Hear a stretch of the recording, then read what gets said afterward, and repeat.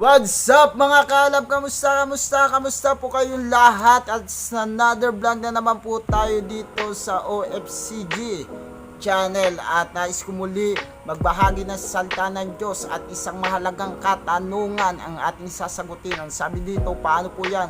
Ang sabi ng Bible, ang hindi naniniwala sa Diyos ay hindi makakakita ng buhay, kundi ang puot ng Panginoon. Paano po pala yan? Sabi nyo po, mahal ng Diyos ang lahat ng tao. Ito yung sasagutin natin sa video na ito. Kaya huwag nyo muna skip. Panoorin nyo po ang video na ito.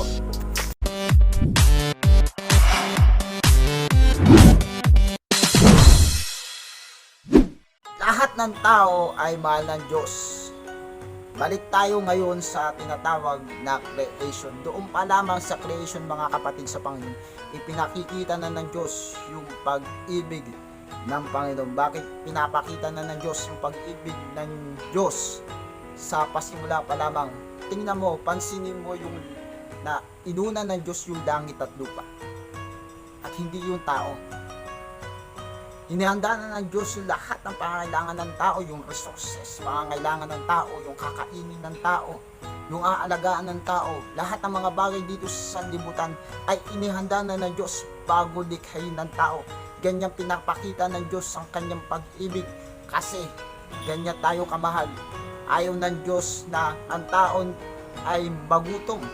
Ayaw ng Diyos na hahanapin niya yung kanyang pangangailangan. Kaya inahanda na ng Diyos yung pangangailangan ng tao dahil alam ng Diyos yung pangangailangan ng tao.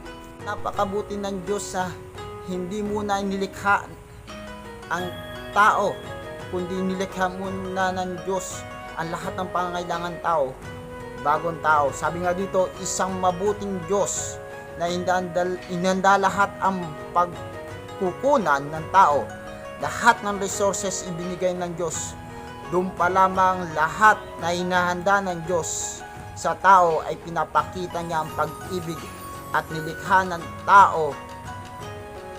ng Diyos ang tao ayon sa kanyang wangis. Doon pa lamang ipinakita na ng Diyos ang pag-ibig niya nung inilikha niya ang tao ayon sa kanyang wangis. Ang mga tao, binigyan ng Diyos ang tao na tinatawag na free will o kakayanang mamili. Kaya ang tao mga kapatid ay lahat po tayo ay may free will.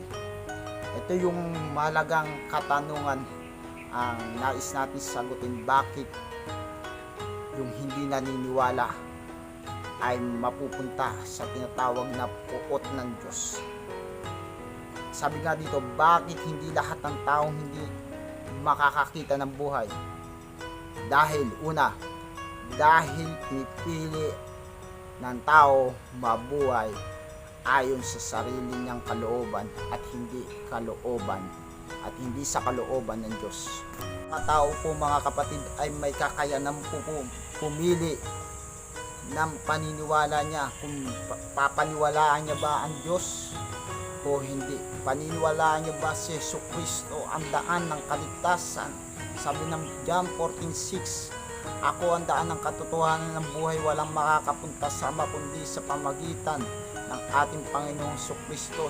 So doon pa lamang pinakikita na ang buhay. Ang tanong, sino yung pipiliin mo sa buhay mo? Pinipili mo ba yung buhay na kay Jesucristo o yung sarili mong kalooban?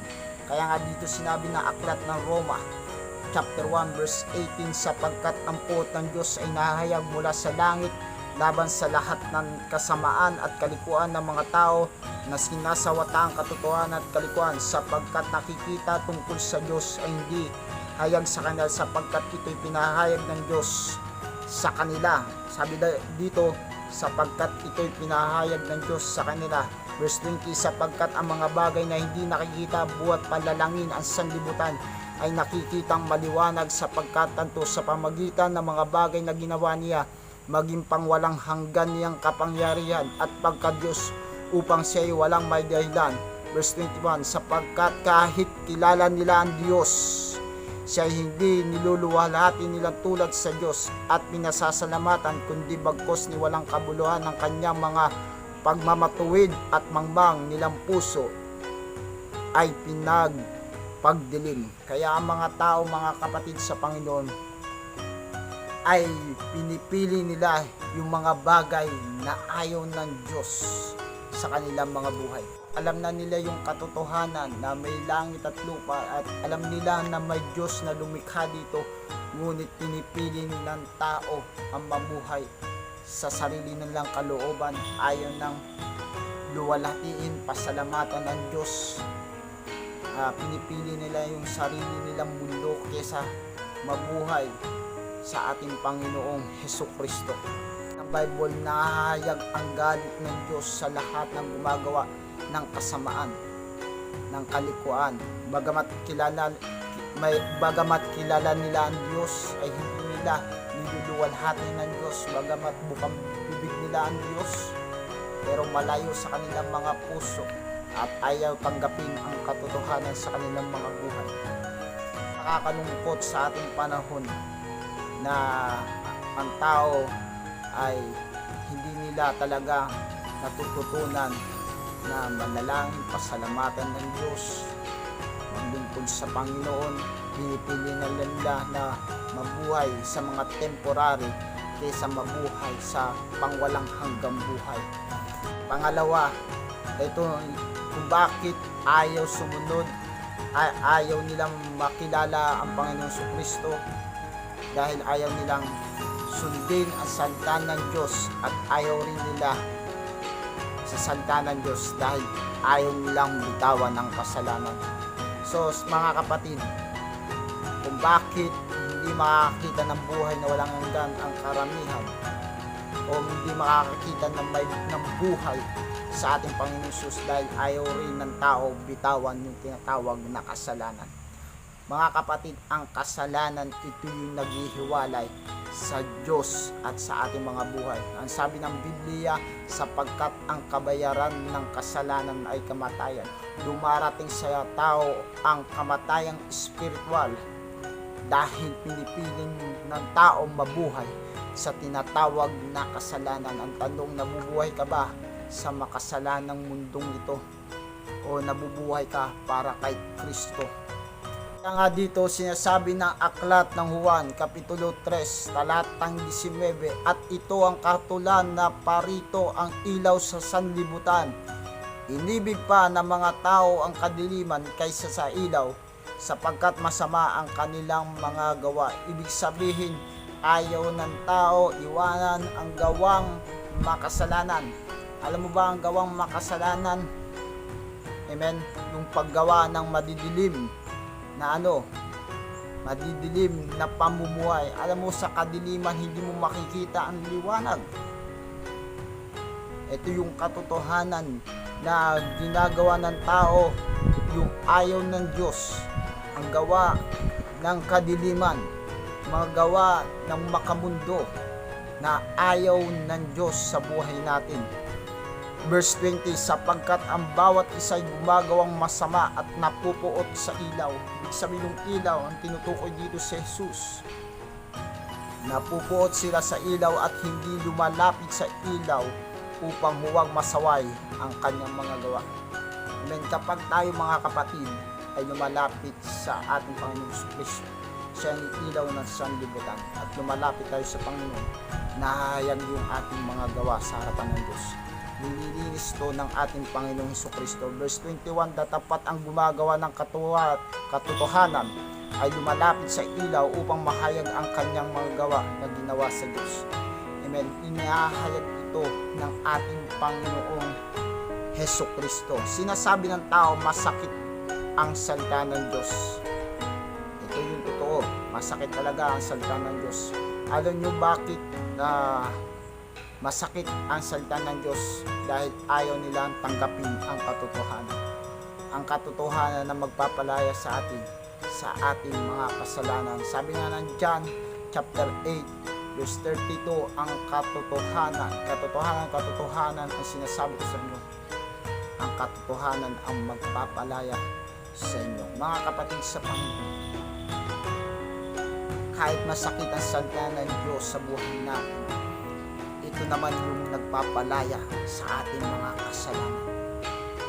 Ito naman ang nagbibigay sa atin ng kapayapaan.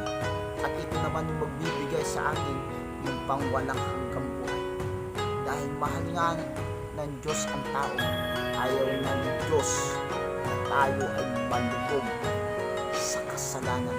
Ayaw ng Diyos na mahiwalay ka sa pangwalang hanggang kamatayan na inihanda ng Diyos sa lahat ng mga tao na hindi nakakakilala sa ating Panginoong Jesucristo. Kaya kapatid, nagkansa ka pa na magbalik sa Panginoong Diyos. At ito yung pangatlo, mahal tayo ng Diyos. Mahal na mahal ka ng Diyos. Sa ayaw mo at sa hindi, mahal ka ng Diyos. Beses mo na tinatanggihan ng Panginoong Jesucristo, marami na nangaral sa iyo, marami ka na napanood na video, pero tinatanggihan mo si Jesucristo, mahal ka ng Diyos. Ang nais ng Panginoon, bumalik ka sa Kanya, manampalataya at humingi ng kapatawaran.